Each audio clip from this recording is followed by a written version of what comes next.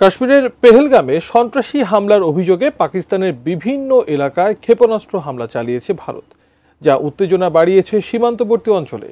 রাজস্থান ও পাঞ্জাব সহ সীমান্তবর্তী রাজ্যগুলোতে জারি করা হয়েছে সর্বোচ্চ সতর্কতা। বন্ধ করে দেওয়া হয়েছে সীমান্ত। সন্দেহজনক কার্যকলাপ দেখে নেওয়া হয়েছে গুলির নির্দেশও। বিস্তারিত শিহাব ইসলামের ডেস্ক রিপোর্টে। ভারত পাকিস্তান উত্তেজনা এখন চরমে। কাশ্মীরের পেহেলগামে সন্ত্রাসী হামলার প্রতিশোধ হিসেবে পাকিস্তানের অভ্যন্তরে ক্ষেপণাস্ত্র হামলার একদিন পর সীমান্তবর্তী রাজ্য রাজস্থান ও পাঞ্জাবে সর্বোচ্চ সতর্কতা জারি করেছে ভারত।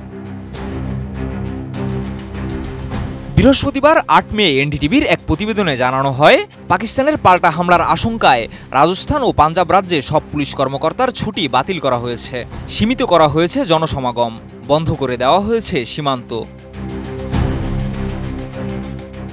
বিশেষ নিরাপত্তা ব্যবস্থা নেওয়া হয়েছে ভারতের পশ্চিম সীমান্ত জুড়েও। রাজস্থানে প্রায় ১৩৭০ কিলোমিটার দীর্ঘ সীমান্ত এলাকা পুরোপুরি সিল করে দেওয়া হয়েছে। সন্দেহজনক কোনো আচরণ দেখা গেলে গুলি করারও নির্দেশ দেওয়া হয়েছে নিরাপত্তা বাহিনীকে। উচ্চ সতর্কতায় রয়েছে ভারতীয় বিমান বাহিনীও। পশ্চিমাঞ্চলীয় সেক্টরে আকাশপথে টহল দিচ্ছে যুদ্ধবিমান।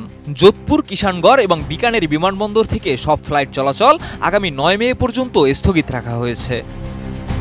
মোনালিসা হেভি ফ্লো 15 পিস প্যাকেটের সাথে ৮ পিসের একটি প্যাকেট একদম ফ্রি।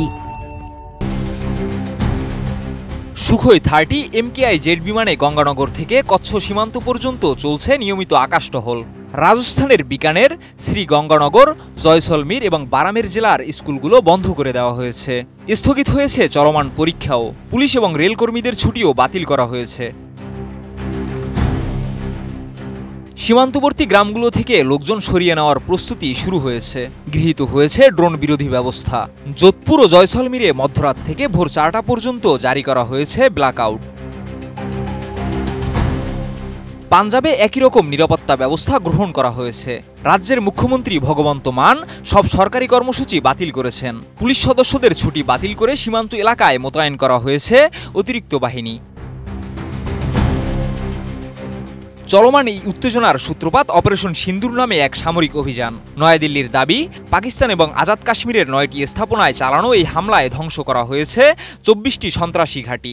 তবে তারা পাকিস্তানের কোনো সামরিক স্থাপনায় আক্রমণ চালায়নি। এদিকে পাকিস্তানের প্রধানমন্ত্রী শেহবাজ শরীফ এই হামলাকে যুদ্ধের ঘোষণা বলে আখ্যা দিয়েছেন। তিনি বলেন, পাকিস্তানের যথাযথ জবাব দেওয়ার অধিকার রয়েছে এবং তারা সব ধরনের পরিস্থিতির জন্য প্রস্তুত। শিহাব ইসলাম, ATN নিউজ।